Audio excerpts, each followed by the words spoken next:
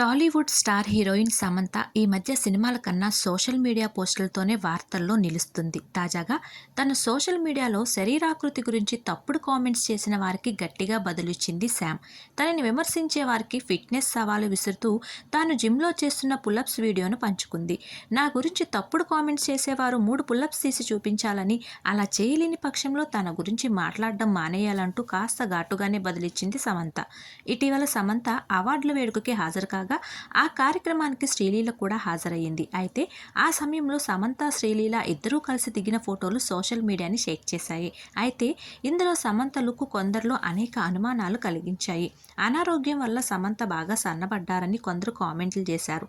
ఈ క్రమంలో తన లుక్స్పై వస్తున్న విమర్శలకు సమాధానంగా సమంత తన ఇన్స్టాగ్రామ్ స్టోరీలో ఓ వీడియోను పోస్ట్ చేసింది.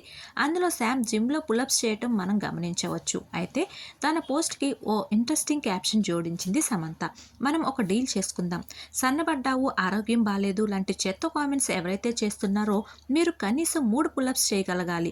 ఒకవేళ మీరు ఆ పని చేయలేకపోతే దయచేసి నా గురించి మాట్లాడడం మానేస్తే మంచిది అంటూ సమంత పేర్కొంది.